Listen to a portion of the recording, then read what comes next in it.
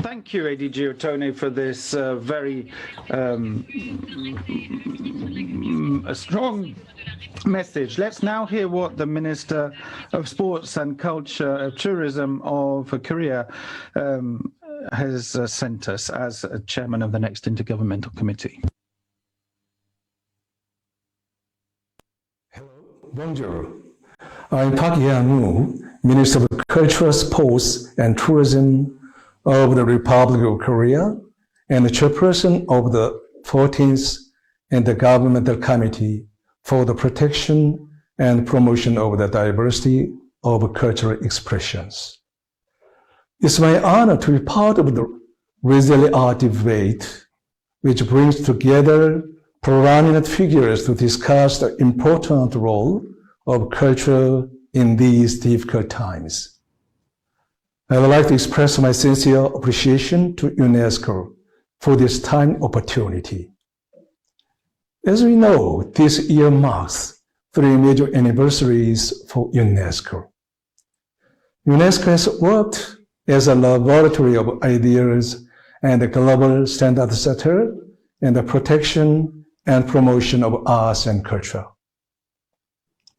In alignment with the objectives of UNESCO, the Korean government has been heavily committed to reinforcing the status of artists, protecting the freedom of artistic expression, and ensuring harmony in cultural diversity. This December, we launched an employment insurance scheme for artists to safeguard livelihood of creators through unemployment benefits and childbirth allowances. In addition, since 2007, Korea has worked closely with the UNESCO to aid developing countries through the Korean Funds in Trust for the Development of Creative Industries. Facing an unprecedented challenge posed by COVID-19, people around the world are suffering, and the cultural and creative industries are heavily hit. However, the crisis also offers an opportunity to reshape society through the power of arts and culture. In this regard, in June, our ministry has established a strategic roadmap to tackle the COVID-19 pandemic. The framework illustrates our goal to establish a cultural safety net to revitalize a sustainable culture and arts community, and to strengthen a digital ecosystem for the cultural value chain. As the world needs to unite with the common goal, UNESCO's leading role in bringing experts, artists, governments, and academia together is more important than ever. Recalling the guiding principle of the UNESCO 2005 Convention and the 1980 recommendation, the Korean government will continue to strive towards overcoming this pandemic together through international solidarity. I would like to extend my sincere wish for your health and happiness. Thank you very much indeed. Voilà pour ce message. Well, thank you for that message from Park Young-woo. Diversity is something that we want to look at today during our discussions. You will have a high-level debate on the future and the past of creativity. We'll also look at video testimonies from the pioneers who negotiated the 2005 convention. And to discuss this here today, I'm pleased to welcome Anupama Sekar, a dancer and director of the Culture Department at the Asia-Europe Foundation. Singapore, you're a trained dancer in the Indian classical style of Bharatanatyam. you are involved in facilitating cultural exchange and collaboration between artists and arts organizations in more than 50 countries across Asia and Europe. We also have Nabil Ayouch. Nabil Ayouch, merci d'être avec nous.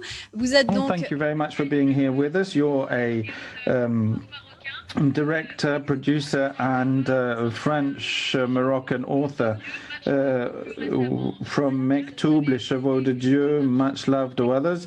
You have brought Morocco to the silver screen, and in 2009 you established the Alisawa Foundation that has helped support a number of cultural centers across Morocco. Joining us from Canada, Fern Downey, an actress and president of the IFA. You are the president of the International Federation of Actors, which represents several hundreds of thousands of performers and some 90 member organizations in more than 60 countries around the world. You've also worked as an actress for over 40 years. In addition to your acting performances, you're well known for your outstanding leadership and dedicated activism on behalf of performers in the audiovisual industry. Nous avons également le plaisir d'accueillir Shirley Campbell. We're also pleased to have Shirley Campbell, poet and activist from Costa Rica. Campbell, thank you for being with us. Your poetic works give voice to your activism set on empowering Black women and encouraging them to establish their place in history. You have become a symbol and an inspiration for many in the Afro-descendant movements in Latin America. And finally, but not least, et enfin, nous avons avec nous... Lastly, we have Liman Khan, or better known as Mwanza, a militant and rapper. You established your own label recently, and you're a leader of Assalamu Alaikum, a festival of urban cultures, and you're a VP of Arterial Network, from bringing everyone together. Thank you all for being with us today. Can I suggest that we first look at a number of testimonies first? We'll have 4 such series of 10 testimonies. We'll look first of all at the purpose of the conventions. Why was it established? Why was it so eagerly expected by the international community? Pioneers from those days will come and speak to us. There was first of all Katerina Stenu, former head of cultural policies at UNESCO. Also Nina Obuljan-Kozenek, Minister of Culture of Croatia, Vera El Khoury-Lacueil, permanent delegate of St. Lucia to UNESCO, Pascal Rogard, president of the French Coalition for Cultural Diversity, and lastly, Pascal Lamy, a former director general of WTO. Let me also thank Yvon Bernier, an independent expert on international law, and Jean Musitali, former French ambassador to UNESCO, who have really played a key role in drafting the convention. Thank you.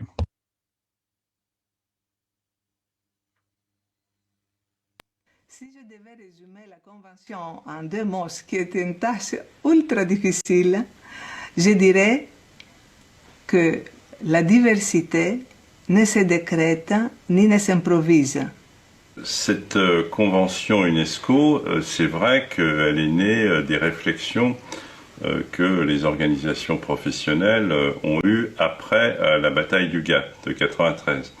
Parce qu'on s'est aperçu que les questions culturelles pouvaient être discutées dans les enceintes commerciales et qu'à chaque fois, il y avait une tentation pour certains pays de se servir des négociations commerciales pour mettre en cause les politiques culturelles. Dans le secteur culturel, c'est un peu particulier parce que à cet enjeu, à cette tension entre les effets positifs et les effets négatifs, s'ajoute une spécificité du secteur culturel.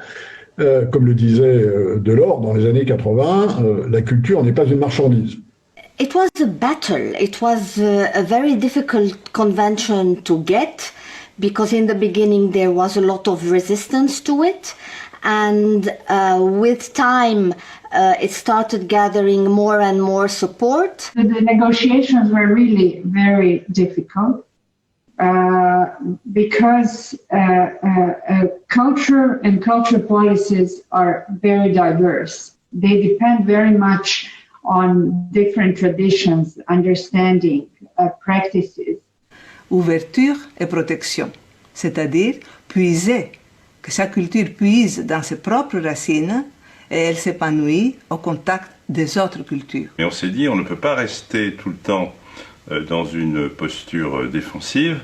Il faut, avec les pays qui sont intéressés, il faut construire un outil positif de défense de la diversité culturelle et qui affirme le droit de chaque État de déterminer librement sa politique culturelle sans dépendre des règles du commerce international. L'esprit de cette convention qui est là pour glorifier les forces justement de la création, les forces de la créativité qui elle seule tiendra l'humanité vraiment en vie.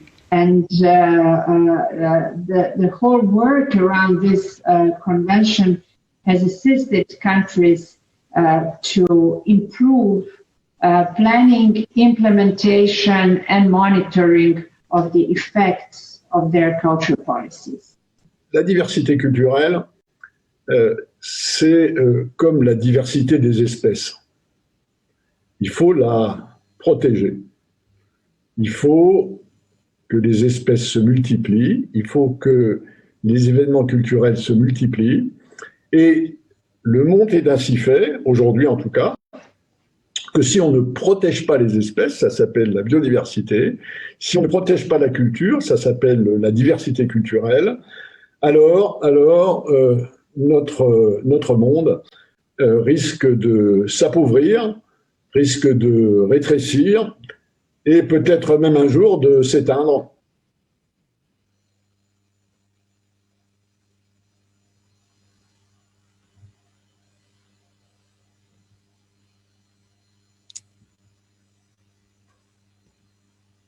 Voilà, comme vous le... Well, as you have just seen in these testimonies, that the international community mobilized massively for this convention to emerge. It was 15 years ago.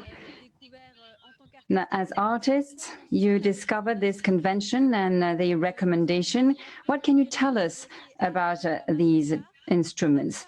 And I asked the first question to Anupama Sekar. When did you first learn about the 2005 convention, and can you tell us why it is so important?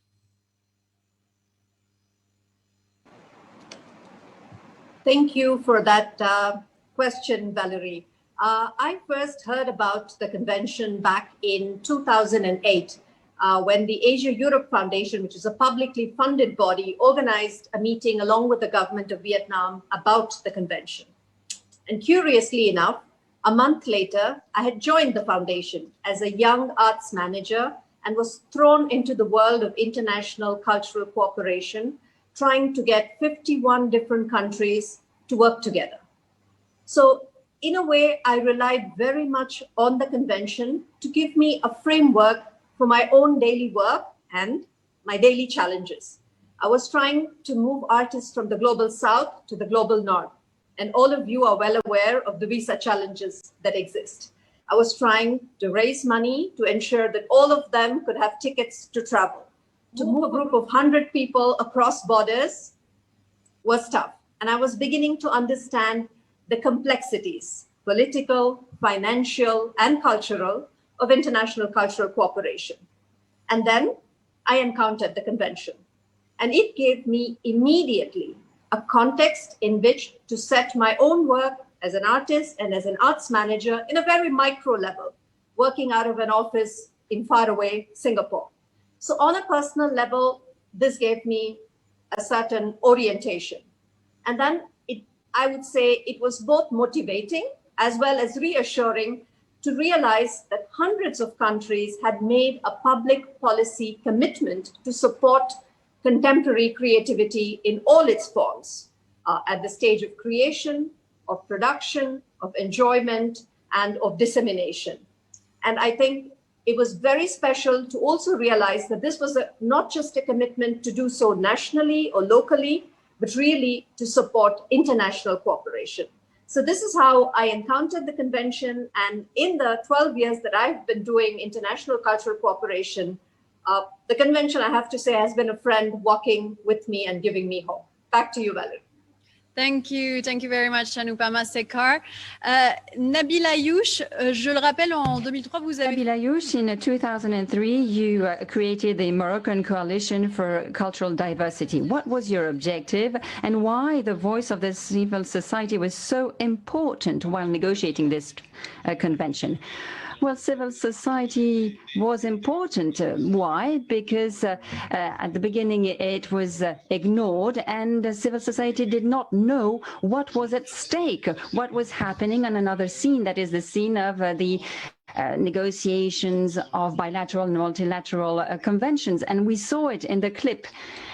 Some countries, in particular the United States, found out that they could not do as they wish in the multilateral settings. Then they decided to negotiate bilateral agreements on a one-to-one basis with different countries which were smaller economically speaking, and Morocco was one of these countries. It was like the negotiations at the WTO, and us, the civil society, the artists, we did not know at the time that culture was actually being negotiated within the framework of these bilateral agreements like any other commodity. So when we heard that, when our Canadian friends told us, obviously we decided to mobilize, and that is why with my friends we decided to create the Moroccan Coalition. And we asked the public authorities to meet us. We showed that we were not, we actually demonstrated that we did not agree. And what I can tell you with hindsight now is that the fact that at the time, cultural diversity was not understood. Nobody really understood it. Public authorities and society at large really looked at us, didn't really understand what we were fighting for. And that is why we thought it was really important to us to show that culture was just not another commodity.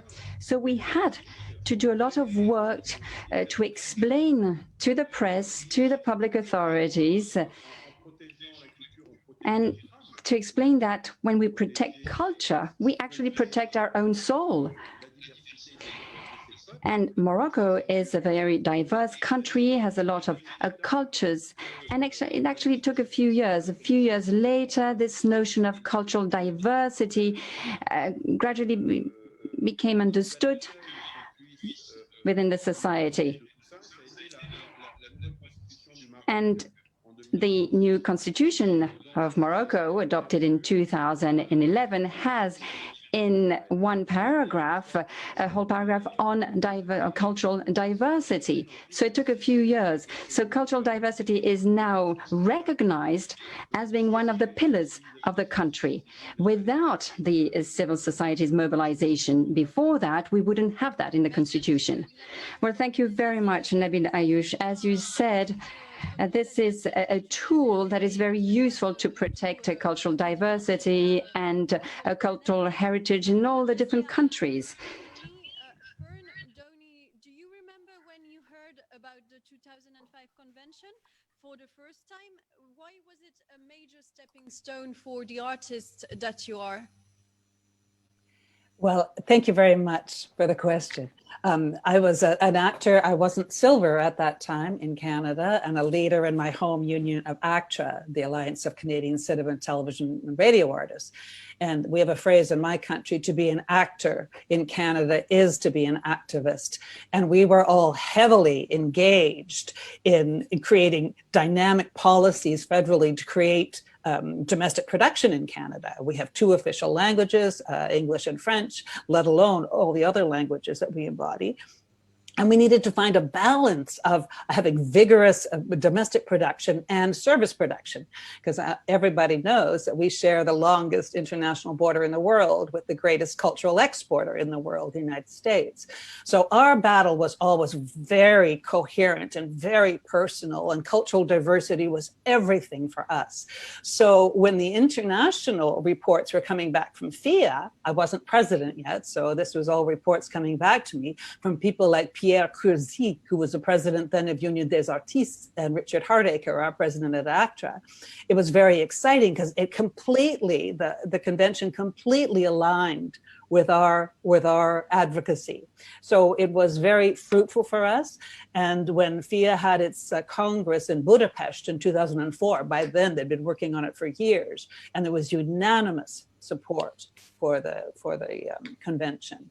And Canada has been very, very active with the Coalition for the Diversity of Cultural Expressions. In fact, this convention is a foundation and a hope for all of us that cultural diversity is one of the most powerful tools we have. Thank you very much. Thanks, Bernd, for this. Je vais passer maintenant à Monza. I now ask a question to Monza. Monza, the African countries are mobilized massively for this convention. What do you remember? How was it that you started to promote the right of each and every culture to exist and to be recognized? Well, thank you very much. Thank you, Valériane. Thank you for giving me this honor of participating. I'd like to go back to 2015, because it was then that Mauritania ratified the convention. And I'd like to come back to what Nabil said earlier on. Players like us, people like us, had no idea of what was actually going on. So we did get some information about the development of this convention, but in Mauritania, artists and cultural professionals were left aside. And so we had to work very hard to be able to take part in the discussions. The Mauritanian authorities organized several information briefings following the demonstrations that we organized. And that is why we insisted not only on the protection and the promotion of cultural diversity, we insisted also on the importance of culture for all, and the idea of intellectual property. This is absolutely essential for all creative artists, and the status of the artist is also a daily struggle.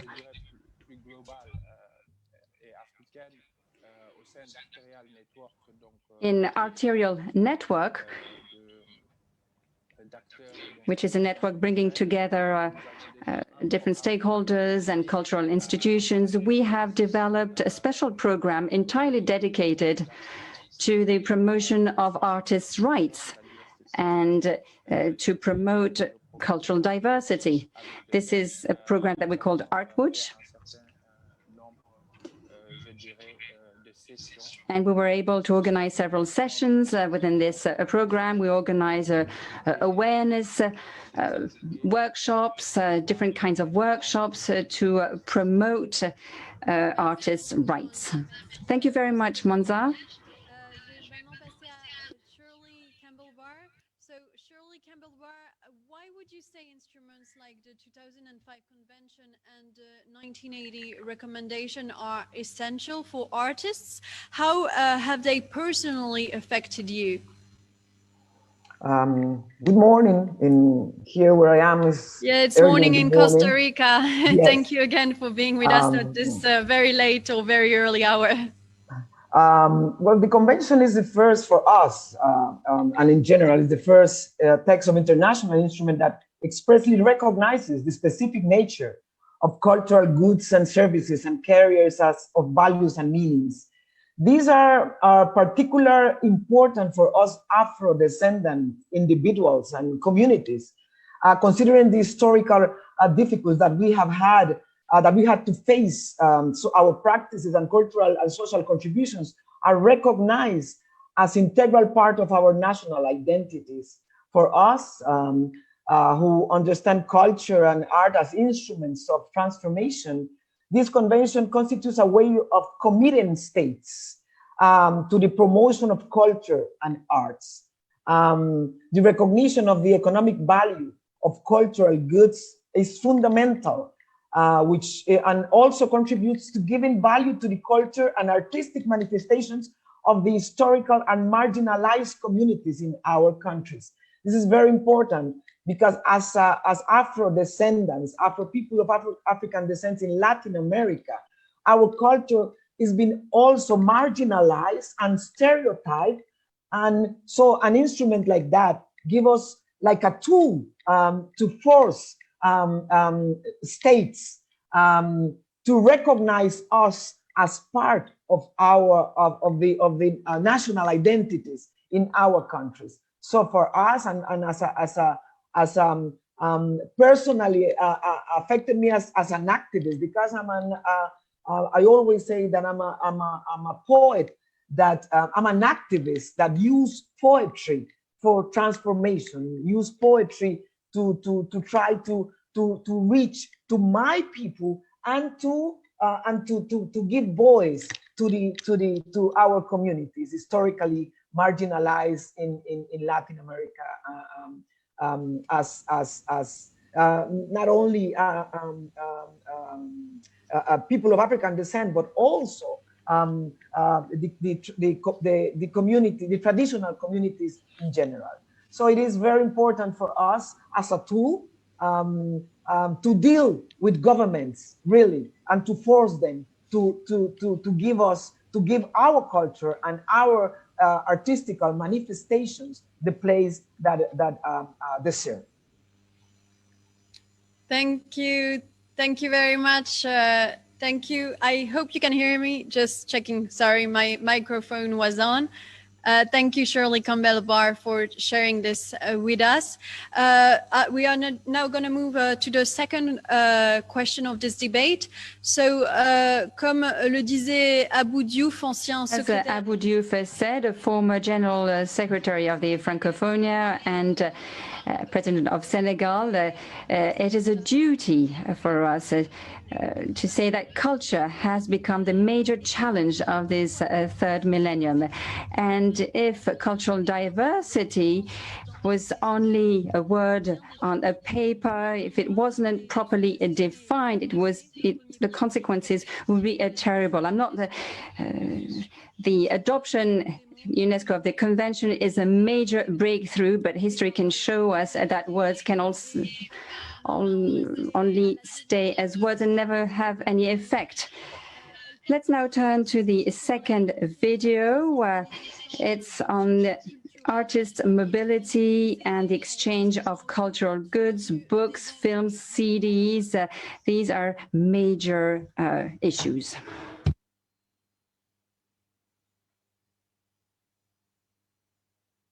This convention has two aspects, trade and culture, although some member states wanted to downgrade the trade aspect, but it is undeniable that this convention is not only about culture, it's also about trade. The fear expressed by a number of players that this international instrument should not be a barrier of any kind for free trade. And that is why countries were so passionate about negotiating this convention in UNESCO, because very openly and very simply, states wanted the right to protect their culture and their cultural goods and services. Il est exact que les vertus que l'on traite à l'ouverture des échanges les vertus d'efficience, les vertus d'interdépendance, les vertus d'augmentation des niveaux de vie de beaucoup de gens sur cette planète ne s'appliquent pas forcément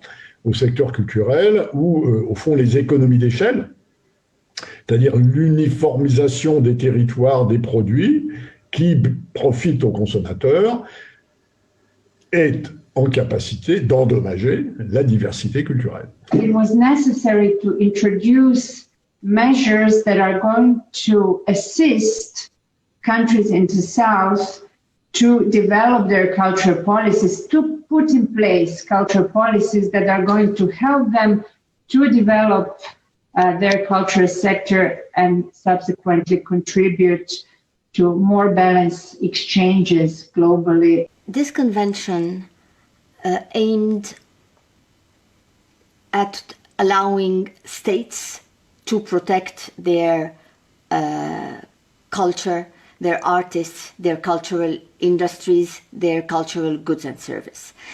There was tensions with WTO because anything that has to do with trade is supposed to be handled in WTO, but there was also a strong feeling by many member states that culture is not a good like any other good.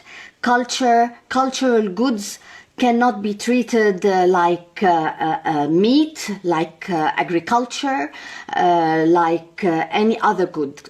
It has to do with the spirit of a country, the values of a country, and the traditions, the history of a country. La bataille n'est jamais finie, c'est-à-dire que la Convention UNESCO existe, mais ça n'empêche pas, et on l'a vu encore il n'y a pas si longtemps que ça dans les négociations du traité transatlantique, ça n'empêche pas les différents pays qui veulent mettre en cause la protection de la culture, des services culturels, d'essayer de remettre le couvert dans les négociations commerciales. On n'est jamais à l'abri de revirements, de changements, et la protection de la diversité culturelle est un combat qui doit toujours être mené. Les traités sont une chose, le droit est une chose, mais la meilleure protection, c'est l'engagement des professionnels et le soutien de politiques éclairées pour que l'on puisse maintenir cette diversité.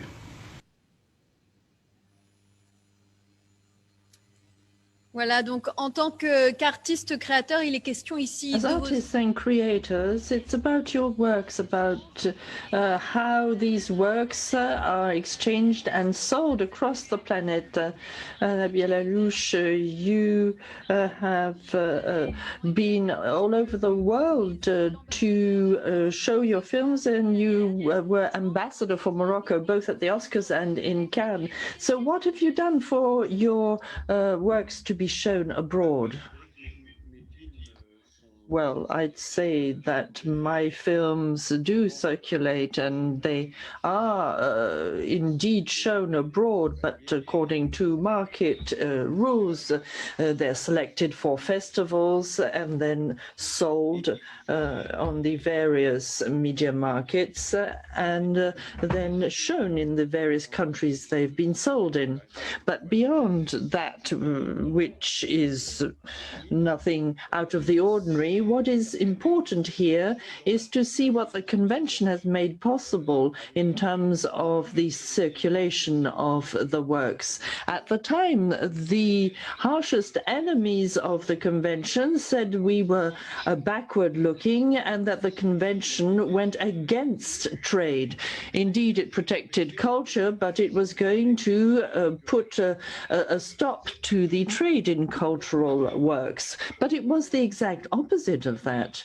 If indeed you allow a country to keep its cultural sovereignty, it isn't a way of locking in the country.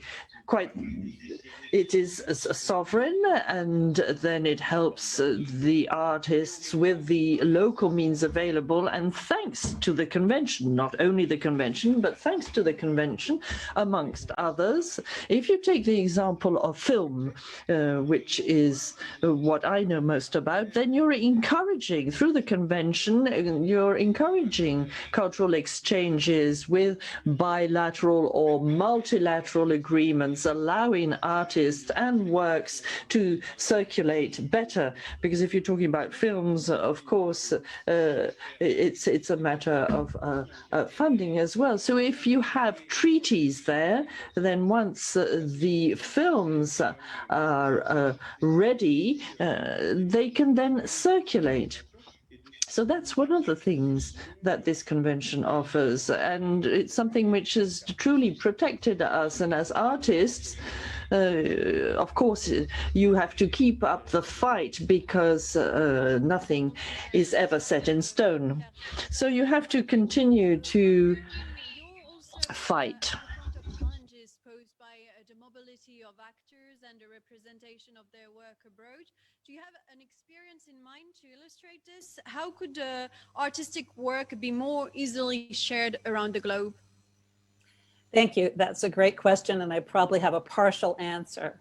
But in terms of performers moving confidently across borders, it's very important that we have to be sure that they have decent standards of work in order to earn your fair living.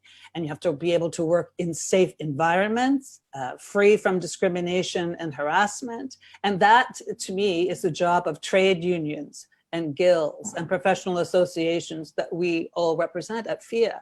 So what we do is we have very frank and clear and open discussions about mutually supporting each other. We work together to support best practices. And we've been speaking with one voice at the international level since 1952, striving to promote higher labor standards and upholding equality, diversity, and inclusive employment practices. It contributes to building sustainable industries. So a very practical example that we have in Europe is the dancer's passport that FIA developed for fluid mobility between the European countries. And I think there's more practices like that can happen in parts of the world for more fluidity. And we firmly believe that cultural and arts industries need to continue to be exempt from all the international trade treaties. We need to find a way to keep culture first. So, as you were saying, find a way to keep culture first. Shirley, Campbell, can you tell us a bit about your own experience when your work started being sold outside of Costa Rica and more broadly outside of Latin America? Was it difficult to travel and perhaps to take part in the World Book Fairs to promote your work? Well, we as Afro-descendant writers know very well the difficulties to participate in equal conditions in cultural markets or fairs, national or internationally. The number of Afro-descendant writers and artists who are invited to participate at the national level or international level is very, very limited. Actually, the number of writers, poets and writers, Afro-descendant poets and writers in Latin America are very limited if you consider the numbers of the population of African descent in the region. That has to do with the stereotypes and stigmas perceived of Afro-descendants in particular, in some particular disciplines and not in others. As a writer, I know that people are not expecting us to be writers or be poets in general terms. So the participation is very, very limited. These are determined many times by the interest that they show certain states or certain types of artistic manifestations. So the literature is not one of those in terms of when it comes to Afro-descendant population. So for us, the participation in these cultural markets outside of our countries is very, very limited. And do you feel like there's been perhaps a change in the last few years? Definitely is. It's been also because it's more writers in the last year, more writers that are promoting their own work. So it's not because of the fairs or the state, but because of the movement that also are promoting our own artists, our own writers. So we tend to participate more and more in different activities inside our countries and outside our countries. Great, thank you very much, Shirley Campbell Barr. Anupama Sekar, your organization created some residences for artists. Could you tell us more about this particular action and why is it important for the mobility of artists? At the Asia-Europe Foundation, where I work, for the last 23 years, we have definitely, I would say, focused on residencies as a way to increase mobility between the artists of Asia and Europe. And sometimes we have done this directly, as in our early years in the 1990s, where we set up our own residencies and art camps. This was a time when opportunities for Asia-Europe collaboration were, I would say, quite limited. So we started by setting up our own residencies, where we have gathered thousands of artists from Asia and Europe. Then, as opportunities set up by civil society began to grow, we decided it would be more sensible to give grants to civil society organizations that were setting up residencies and that had the expertise to do so. So we started giving grants to organizations. And then in the last few years, as we know, the number of opportunities has really exploded in the world of residencies, but very often you do need money to access these residencies, whether it is for a flight ticket or for visa costs or to offset other costs. So we began in 2017 to give individual grants to artists to access residencies. So as you can see, we've made the whole journey from being organizers of residencies to becoming funders and facilitators. And I would say that the residency model is something that as a funding agency is very, very important to us, because it is a very beautiful format in that it enables slow mobility. You cannot fly in, do your artist residency and fly out the next day. It is just impossible by virtue of the model. You have to stay there, you have to immerse yourself, and you have to understand local context and get local connections. And this is really the kind of slow mobility that we would like to promote. And of course, a positive side effect is that this is also more environmentally friendly, definitely. The second key issue for us was, how do we redress the imbalances that definitely exist in Asia-Europe cultural collaboration? So we began to set up residencies or choose people to attend residencies in cities, regions, countries that were very much underrepresented when we look at global residencies. Because as we all know, which countries are you talking about, and what kind of imbalances were you referring to? For instance, a large number of the global residencies take place in the global north or in the big cultural centers of the global south. So we were always keeping our eyes open whether we organized something or if someone had applied to us, that we would choose something that would offset this current existing reality. A residency in a small peripheral area in a country that is not so much on the cultural map, for instance. And again, in choosing those who would be able to access the residency, when we gave grants to organizations or individuals, as we say in English, we try to avoid the usual suspect, because the CVs of the usual suspects were very, very attractive and promising. But we always tried to focus on the young and emerging, those who came, for instance, not from the capital cities, but from second-tier cities or the peripheries. We had a specific priority for all sorts of minorities, ethnic minorities and any other type of minorities. And we also focused on those who were making their first trip outside their country. This would be their first international experience. So our selection criteria was also tweaked to, in some ways, offset what we know are the current realities. Because as we all are aware and culpable in the cultural sector of the crime, that sometimes opportunities are available, I think, to those who are visible rather than those who are capable. And as a funding agency, we always have to be very, very careful to offset that. And we now, in the era of COVID, find ourselves in our fourth phase of supporting residencies.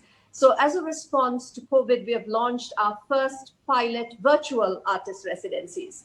And we're just testing these now, but we hope to scale them up in the coming years. And again, here, the focus is both on North-South and South-South connections, not to do one at the cost of the other.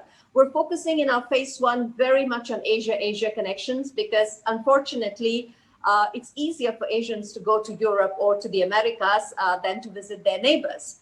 And we're also focusing both on peer-to-peer connections as well as mentor-mentee connections because, again, it's very difficult to choose one over the other. We also decided that though there are no travel costs involved or accommodation costs involved, we would pay the artists for the work that they create because I think we're in an era where we are really seriously debating this whole free culture just because something is done online. Everybody assumes that there is no cost involved. And last but not the least, one of our conditions for the residency is that we're pushing artists to work collaboratively rather than individually. And this very much is in line with our mission to do Asia-Europe work. But we also felt that never has it been more important for artists from across cultural boundaries to really exchange ideas and to reimagine the world that we're going to live in. Back to you, Valerie. Thank you very much, Anupama Sekar. Monza, est-ce que vous pouvez nous parler de vos expériences en termes de mobilité des artistes? Monza, can you tell us something about your experience as artists? How could borders and visas be less of an impediment? Well, briefly, let me talk about what we have been, what we have done, and what we have become. The Assalamu Alaikum Festival, as organizer of the festival since 2008, in Nouakchott, yes, that's right. It was set up for the first time in Nouakchott in 2008. Today, we have a mobility budget of 77% of the festival, now 19%. The reason, as was said here, is that it is far more difficult for artists and professionals to leave an African country to go to another country in Africa. That is more complicated than to go to Europe and come back to another African country. So that has been central to our work. We've wanted to find solutions.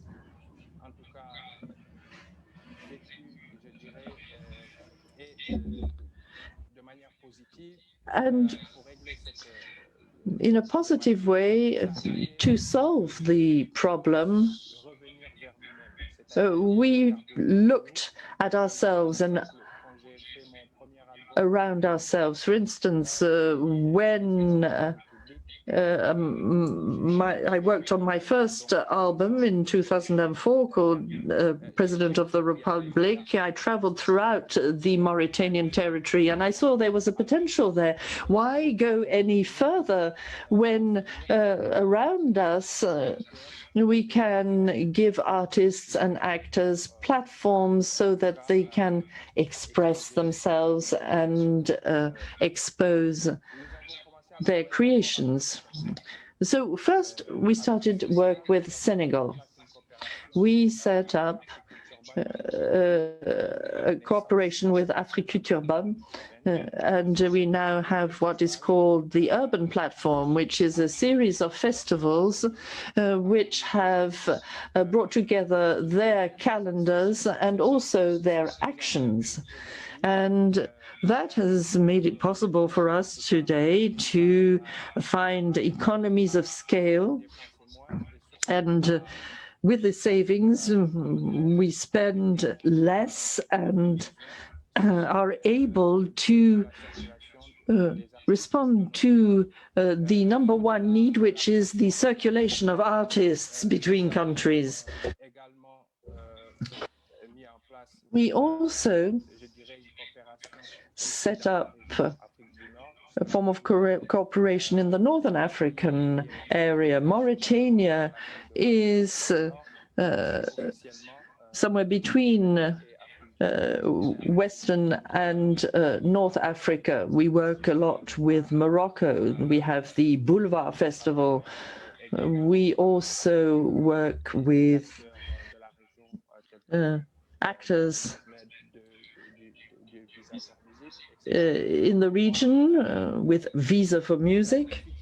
So the #1 issue today for mobility, beyond the visa problem, is the economic aspect. In terms of cost,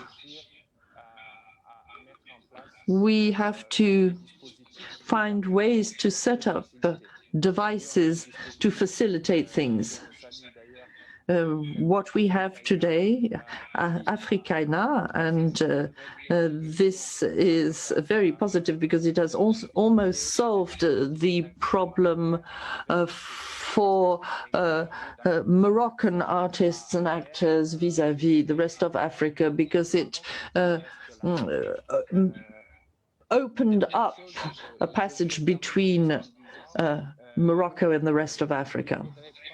So let me say that the state's commitments should not be merely political. There also has to be some practical action in the field to regulate things. Today we have the airlines and others, but a solution has to be found to make the circulation of professionals easier. Thank you, Monza. I think we heard your appeal to try and facilitate and ease circulation of cultural practitioners across Africa. Let's now move on to the third set of issues that we have sort of touched upon, international cooperation. Let's look at this new series of video testimonies.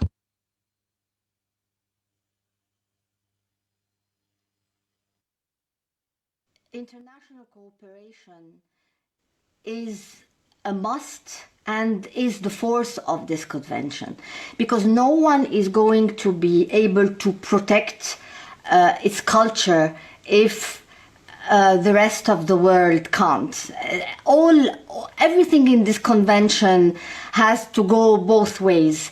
And if you really mean what you say when you want cultural diversity, well, diversity is not for just the countries who can afford it. Diversity means also helping countries who can't afford it, help them with elaborating their cultural policies. I repeat, this is the first step and one of the most important ones.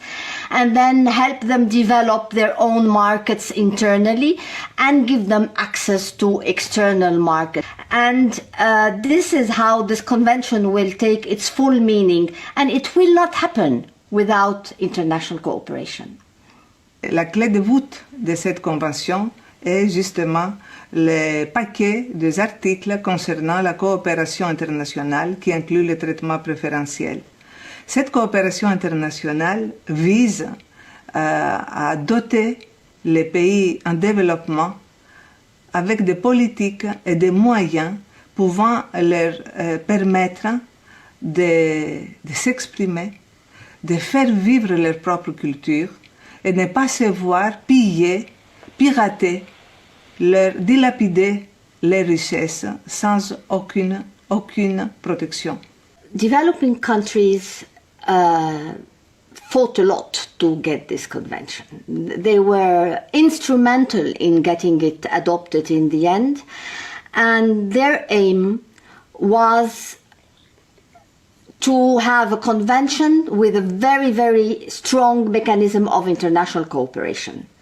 Because developing countries, they might be poor, but they are very rich, culturally speaking. And all of them have potential for a very rich and vivid cultural industries. We know that voluntary funds are risky because you cannot make member states pay, and it would threaten the whole system of international cooperation. I have to say that the way things developed are extremely disappointing. I am very disappointed with the results because it is not working. It is not really on a regular basis. Not everybody's paying, and sometimes the sum is less than the 1% that we would have got if we had insisted on our initial draft. Alors, il semble évident que dès le départ, la coopération internationale. So it seems pretty obvious that from the very beginning, international cooperation was key to the whole convention. Let's try and see what you make of this and what benefits can be derived. Now, we are running a little late, so I hope we can make up for this. Manza, you've worked with all sorts of artists across the world. What can you tell us about this cooperation? Yes, I worked with many, and maybe I can mention one song on that we had in the context of the Artwork Africa Network, the Droit de Vivre. It's an artistic response, if you will, dating back to 2015 in Burkina, to address and response all the atrocities and committed across the Sahel region. And we were going to offer an alternative cultural product offering, if I can say so, alternative to what the jihadis were putting forward. So it was an opportunity to put up a fight to resist that trend and resist against extremism. Can I also maybe mention something I've been doing for 4 years now in Mali, still related to these issues and to the situation in Mali. There, we had an account of the Malian crisis through a rap-based opera.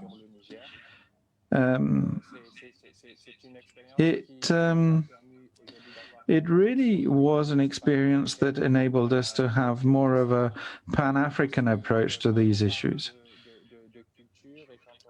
When you speak about culture and of rights and entitlements, human rights, you really must address the issues of youth. Now, when you say that the issues are both economic and cultural, you too often forget the fact that we can't just consider that the youth are tomorrow's consumers. Yes, they are, of course, but there's more than just the economy. Young Africans, first and foremost, are stakeholders and fully involved today and tomorrow. Right, yes, great cooperation. Thank you. Nabil Ayouch, do you also feel that international cooperation has made your films accessible to the greatest possible number?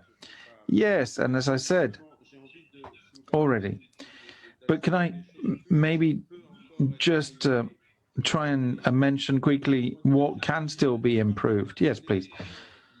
And in this respect, I think I'd like to call on European leaders and just say that it's a great thing to sign international conventions such as this one, but you have to show consistency. over the last few years, I've seen, say, Moroccan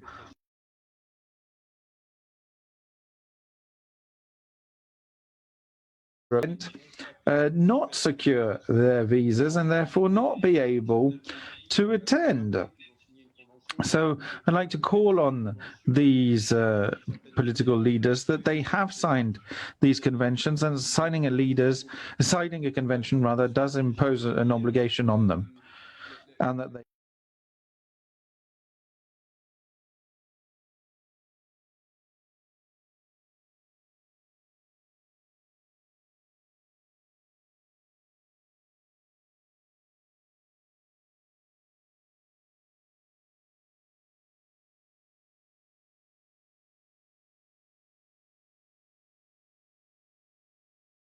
that we've already mentioned. I think that the current period, this most recent period about the pandemic, has made it possible for all sorts of people to realize quite how vital culture is indeed, and that you have to reach out for your culture, that you have to go and look for it, that you have to work for it. Now we have these digital issues, of course, these digital tools, and there might be rights issues that would enable cultural goods from the north to access the south.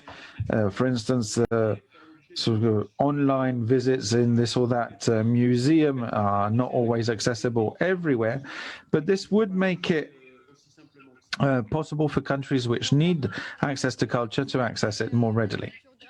Yes, well, we'll talk about accessing culture through digital tools in a minute. Tell us about your experiences regarding international cooperation. What are your best memories?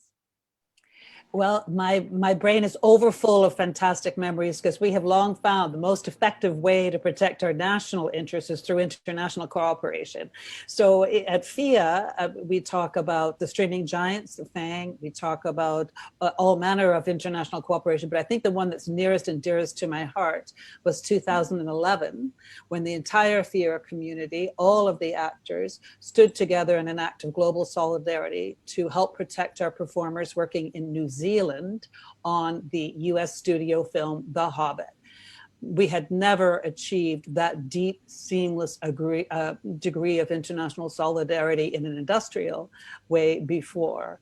And it was culturally very relevant. The contracts for the New Zealand performers were substandard, unfair working conditions, and no residuals. It was really unprofessional, we thought, of Warner Brothers to make such a request. So that act of supporting New Zealand artists making The Hobbit was phenomenal, and it rippled around the world with the thrill of that possibility finally being realized.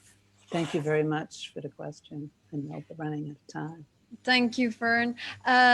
Shirley Campbell, can you share your experience with us? Do you have a good example of international cooperation? Sur cette coopération. Well, as Afro-descendants in Latin America, international cooperation has been fundamental, and it's have served the purpose of minimizing, the gap between populations, because we've been marginalized in terms of culture and art.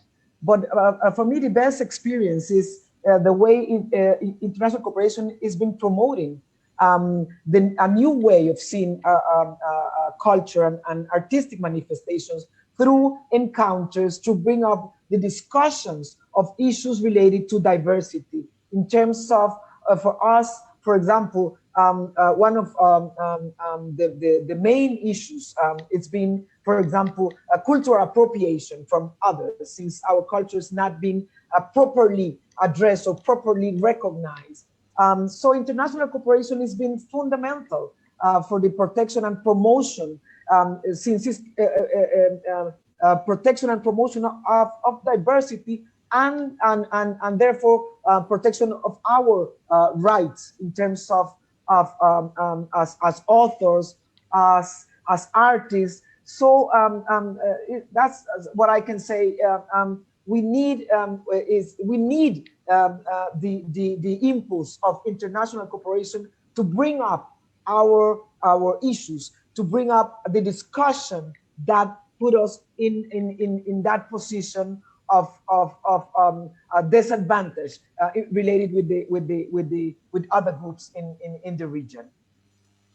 Anupama Sekar, can you explain to us briefly why international North-South cooperation is essential in order to allow a better exchange in cultural activities and also more dialogue between us?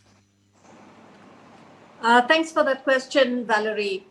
Without doubt, of course, North-South cultural exchange is going to build greater international solidarity while also at the same time building the local arts ecosystem in the Global South and contributing to local development in the Global South.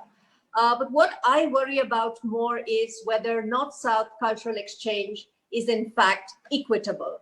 And I think this is where the 2005 convention offers us several mechanisms, such as, for instance, the preferential treatment, to ensure that we move North-South cultural cooperation towards an equitable and eventually an equal relationship. And I'd like to make a few recommendations in this regard. I would definitely appeal for more multilateral funding for North-South cooperation. What is exciting for me in my own work at the Asia-Europe Foundation is that we receive money from 51 different countries. They come from across the Global North and the Global South, but we do not speak of it in those terms. It's 51 countries putting money into a common pot that then goes back to support cultural exchange between these countries. Secondly, I would definitely advocate for more and more collaborative projects between the Global North and Global South. While I do fully understand that technical assistance programs also have their own place in building local arts ecosystems in the Global South. Thirdly, interestingly, though we live in a very digital and information overload age, there are huge information gaps about certain countries in the Global South and perhaps also certain countries in the Global North. And as a result, we do not know about the arts and culture of certain countries. We continue to live with the stereotypes, and this impedes a balance in North-South exchange. For example, a few years ago at the Asia-Europe Foundation, we put out a report about the contemporary music scene in Bangladesh, written by the local musicians. And a lot of people were almost shocked to see that there is a very vibrant pop rock scene on the ground, which is also supported by the government. So this is what I mean by having stereotypes about where one would like to collaborate in. Fourthly, I would say that sometimes we focus in North-South exchange more on quantity than quality, and we often focus on short-term projects rather than long-term alliances. And this is really a recommendation for funders to go beyond supporting short-term projects into really investing long-term in networks. And lastly, I would say that we have been seeing changes in the world of cultural diplomacy over the last 10 years, moving away from the traditional model of show and tell towards what has now come to be known as mutual cultural practice. And this is a very positive sign, and a large part of international cooperation between the Global North and South takes place also through cultural diplomacy initiatives. So it would be wonderful to see more cooperation between state actors and non-state actors, and to move gradually towards more collaborative projects in the world of cultural diplomacy. Back to you, Valerie. Donc un appel à encore plus de coopération internationale. So an appeal for even more international cooperation. Well, let's have a look now at this last video testimony. Look at digital diversity and creativity and the condition of the artist. Sur le numérique, c'est vrai que lorsque la convention UNESCO a été élaborée, les outils numériques n'existaient pas encore vraiment. En tout cas, les grandes plateformes numériques mondiales qui dominent les services audiovisuels, comme par exemple YouTube, Netflix, peut-être demain Disney, n'existaient pas.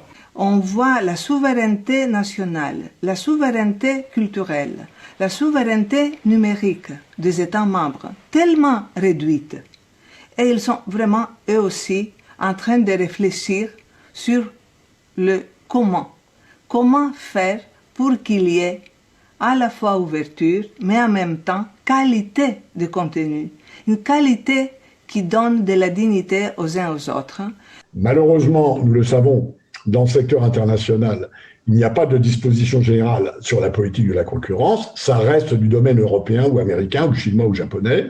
Et donc, il est utile de ce point de vue que le seul instrument international qui existe depuis 2005, qui est cette convention, fasse place à ces enjeux numériques. Il faudrait probablement inscrire dans une nouvelle version de la Convention sur la diversité culturelle cette préservation à l'ère du numérique d'espaces de créativité et de diffusion minoritaires.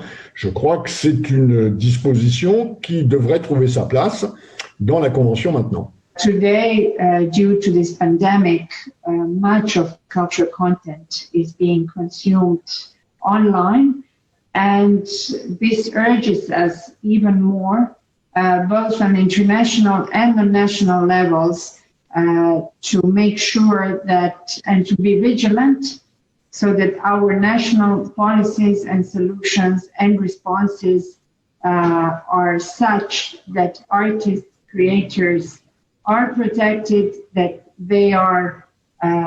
they receive just and adequate remuneration, and that audiences have access to diverse cultural content. Sur le fond, il faut reconnaître que le numérique n'est pas forcément un handicap pour la diversité culturelle.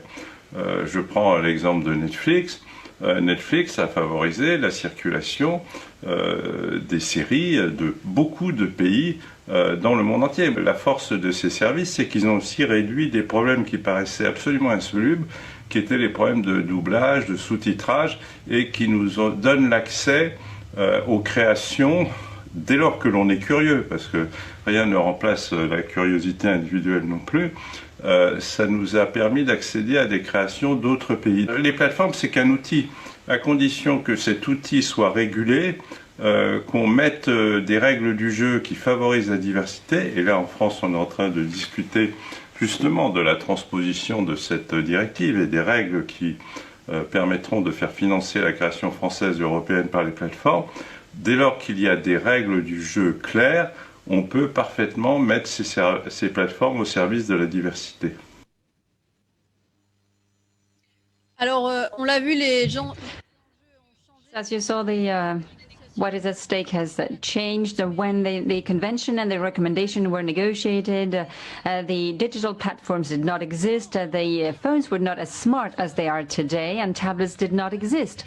So what was the impact of digital technologies on your work as a creative artist? What impact on the way you distribute and disseminate your work?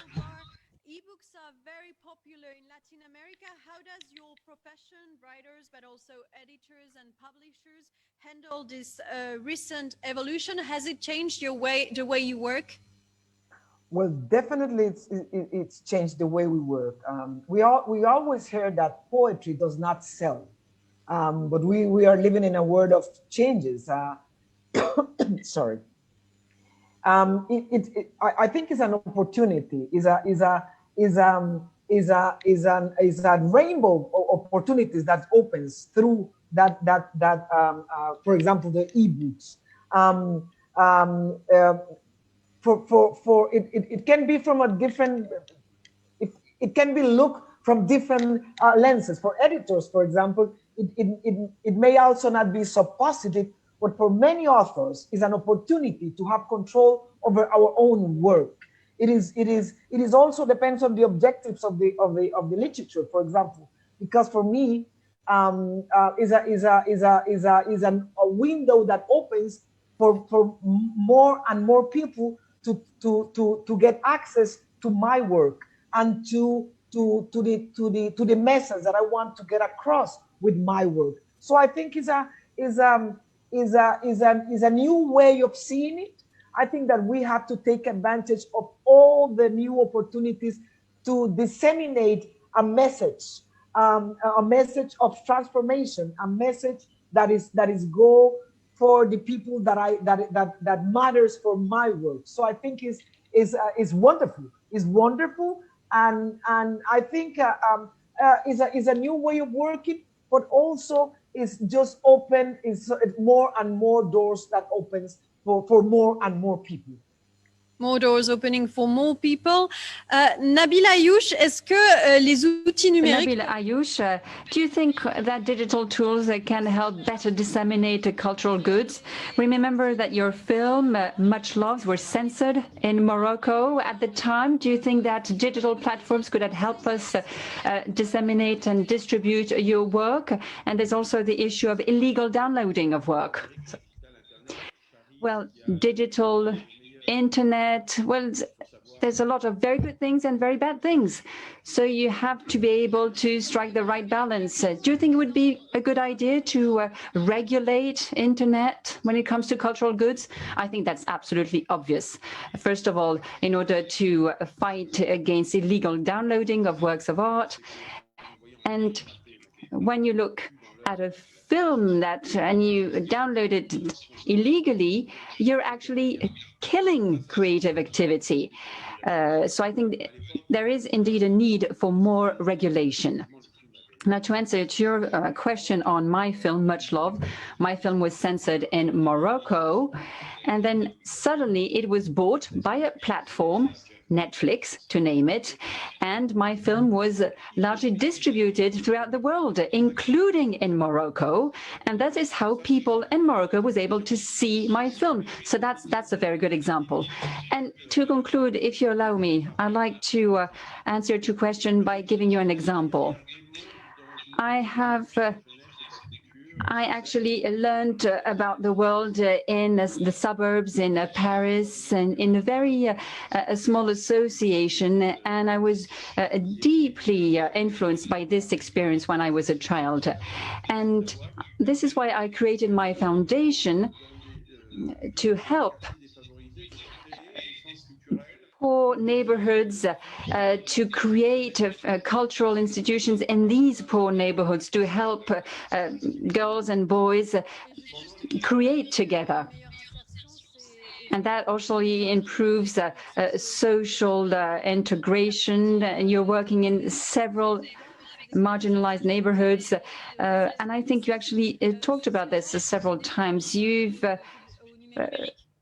Do you work on digital tools in these associations too? Yes, indeed. During the lockdown, these young people in the poor neighborhoods actually live in very small flats, most of them, with many brothers and sisters, and they were stuck in these small flats. And the only way they could open up to the world, it was by having access to internet. And they had access to internet in the associations. So when they had a personal computer, they would spend the whole day on the internet. They would, share their computers with their brothers and sisters, and they were actually looking for culture. They were really, they wanted to have access to culture. So what we used to do in association, we began to transform our way of working, and we worked on the internet. And this is what we did. And we really evolved, and the results we got were remarkable. We saw young girls dancing in their bathrooms and following artists on the internet. This actually helped us understand to what extent the technological tools are vital, essential for the young people today, in particular during this very difficult period. But more generally, it's very important for all the young people who hardly have any access to cultural goods. Thank you very much, Nabil Ayouch. Thank you. That's very interesting. The current sanitary crisis with the COVID-19 pandemic has affected your work and all the actors around the world. How do you manage this situation? Are digital technologies providing some help or solutions? Well, we're all living online 100% of the time, aren't we? As we can see today with this debate. This is our new life, the cultural connectedness in the digital space. So it's been catastrophic, of course, for performers, all live performance around the world. There's no more work opportunity for anybody. So we had to coordinate financial relief measures for people in the various governments around the world, because there's not going to be live performance work for the foreseeable future, possibly years. Recorded media work, we had to negotiate back to work protocols all around the world and share that very openly. But we have to be so smart about this, because the possibility of building back better, as people say, exists with greater access to all the stories. And we know that storytelling heals our brains. Every doctor in the world is telling us that at this time. So this is a pivotal, crazy time to have all the stresses of the pandemic and being safe at work, let alone how we're going to be in our future. And the digital streaming giants have begun to be more responsive to our requests, as Pascal said so eloquently in his intervention. I know we're running out of time. I would like an hour on this subject because it's our life. We would need much more time to be able to debate again. Monza, le manque d'infrastructures et Monza, the lack of infrastructure and of internet connections remains a major problem in many African countries, as well as in other regions of the world. What would you like to ask to the governments in order to prevent the digital divide from widening, and what could be done to help musicians from Africa and from other regions of the world? Help them embrace the digital revolution. Well, I'd like to come back to what was already said. I think regulation is very important. When we talk about digital technologies,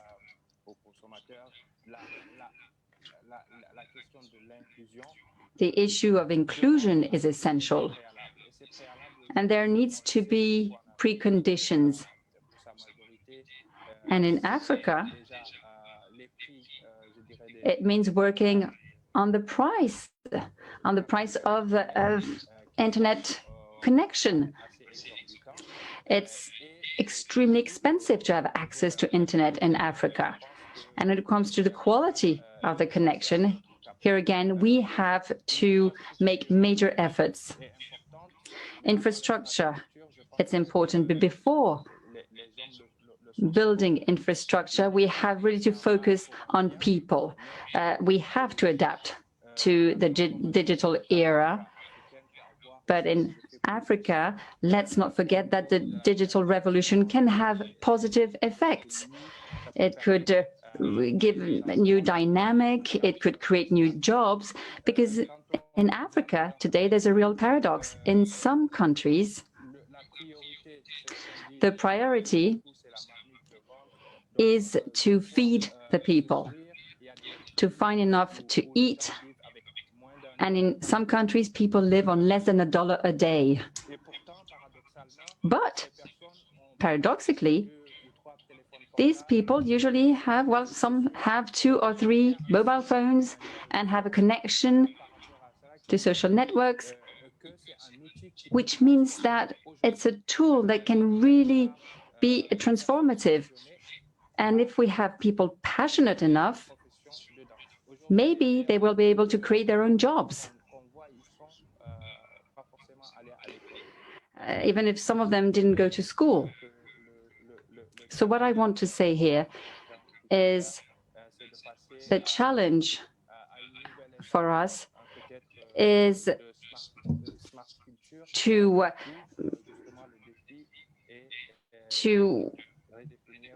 embrace this smart culture and redefine cultural action in a new world. And COVID actually proves all this. I think digital technology really helped many of us. Thank you very much.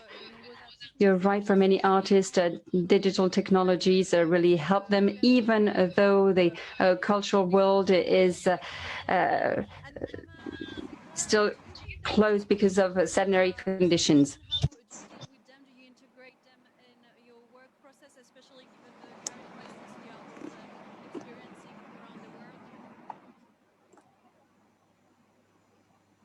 Anupama Sekar, can you hear us? Sorry, Valerie, I lost you for just a moment there. Don't worry. Did you hear my question? Could I ask you to repeat it, please? I'll quickly repeat it, and we are running out of time, so I'll ask you to be brief in your answer. Do you think that digital tools are a solution? How do you deal with them, and do you integrate them today in your work process, especially given the current sanitary crisis that's going on? Yes, definitely. As everyone has said, it's become critical to our work. And since others have already spoken about platforms that help us discover or disseminate diverse cultural content, I would like to turn my attention towards those digital tools that still, I think, are a gap in the cultural sector. These are the cultural information systems where we simply find information about what is happening in policies, in practice, in different parts of the world. And this is still a gap because very often such information is not found as written by local experts. We all know that information is intelligence.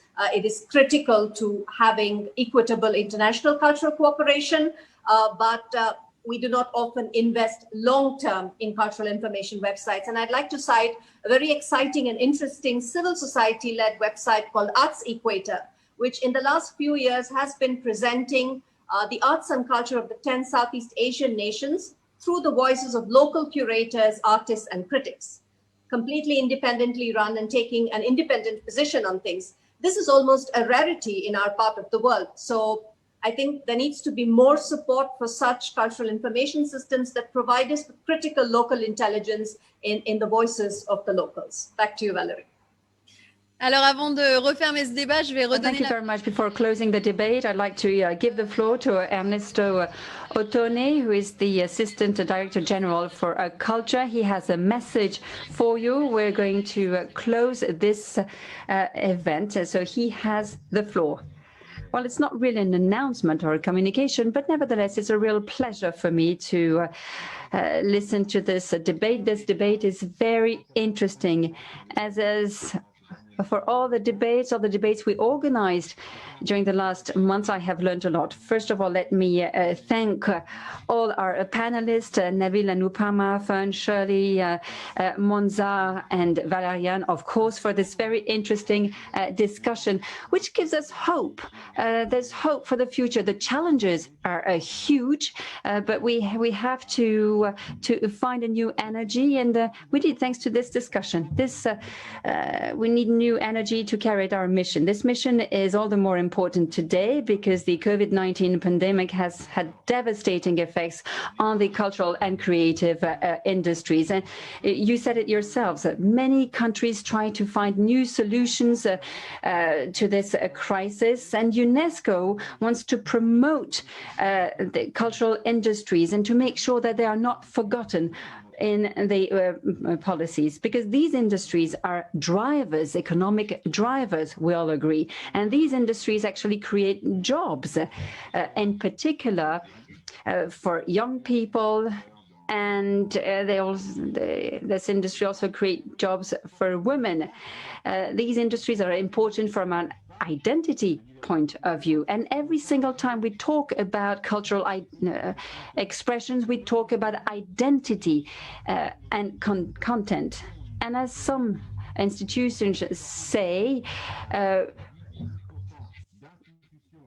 we could have 10 to 12% of the institutions that could not open again because of the crisis and be forced to close, and that is a major issue. At UNESCO, we launched the movement ResiliArt on the 15th of April 2020. And thanks to this movement, more than 1,000 artists and cultural professionals from all over the world were able to share their stories and develop recommendations to help cultural and creative sectors become even stronger after this crisis. So that is why today I'd like to launch a new publication entitled, well, it's a digital publication, but I have a paper copy, as you can see, in French, English, and Spanish. The title of this publication is Culture in Crisis, Practical Guide for a Resilient Creative Sector. So what is this guide? Well, in this guide, you have different types of measures that were already used in times of a crisis, measures that were seen as being beneficial and efficient in order to meet the more pressing needs. It's to initiate structural changes to prepare the future better. In this guide, you have some good practices adopted by governments as well as by civil society. So we're not only describing, giving you examples taken from government action. There are examples drawn from what the civil society does in all the different regions of the world. So it's not a recipe here. It's just to help.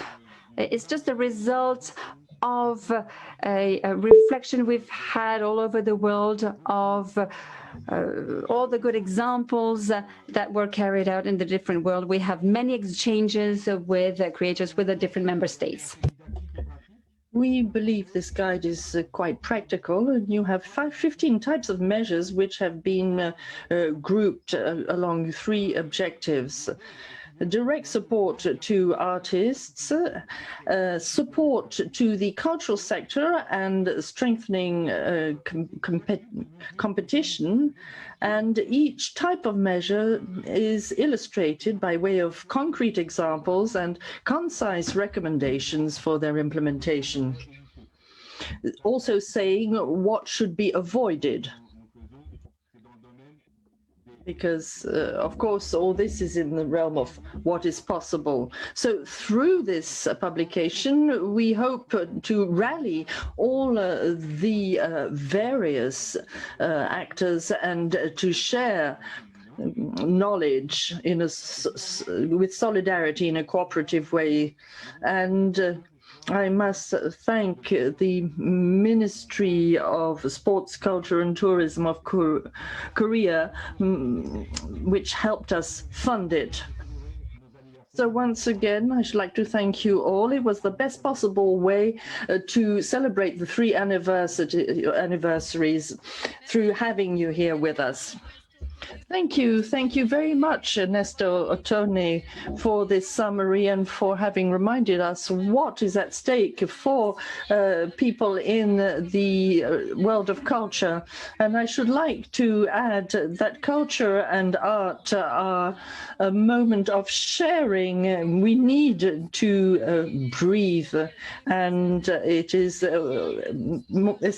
essential to preserve all this. So thank you for this a very interesting debate. I should like to thank all our guests and those who on video gave their testimony and for helping us understand how this convention, as the importance of its financial mechanism, is important.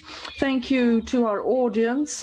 Thank you to all the people at UNESCO who made it possible to proceed with this debate, and I should like to wish you all a good evening.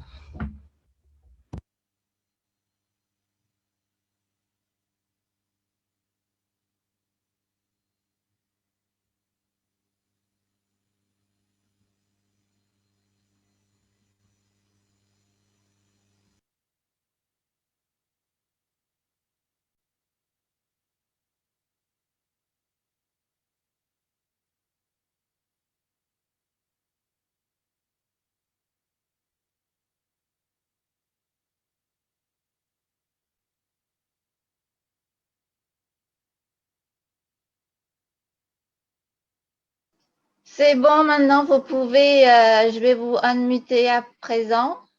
Désolée, j'ai dû, parce qu'on était encore en ligne. D'accord, la vidéo est bien partie. Je crois qu'il y a eu des petits soucis de vidéo. On ne savait pas à chaque fois si elle partait ou pas. Oui, ça y est, tout est bon. Donc voilà. Bon. Merci beaucoup à vous tous. Je laisse la parole à Toussaint. Merci. Thank you very much. Je suis très heureux de la qualité du débat que nous avons eu. Et ça, effectivement, on le doit à tout le monde. Merci beaucoup tout le monde. Et merci à tous. le fait d'avoir pu compter également sur sur vos expériences a beaucoup nourri les échanges et ça nous donne également comme une feuille de route pour les prochaines étapes de la Convention, puisque les États membres étaient branchés et vous ont écouté. Et je pense que sur la base de ce que vous avez dit, nous allons peut-être avoir une nouvelle feuille de route pour la suite. Merci beaucoup. Et Nabil, je me réjouis qu'on s'était retrouvé à Cotonou en 2005. S'il vous plaît, s'il vous plaît, on est en ligne. Stop. Stop, on est encore en ligne.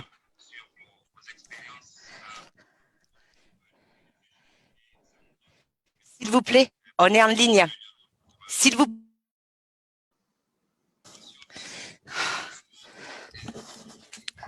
On est encore en ligne.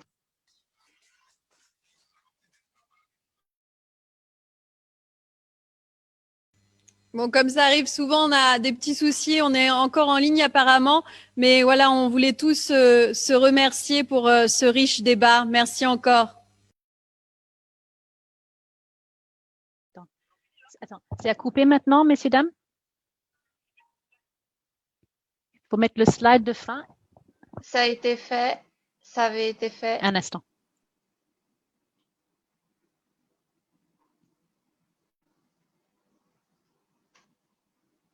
Allô, c'est moi. Ça y est.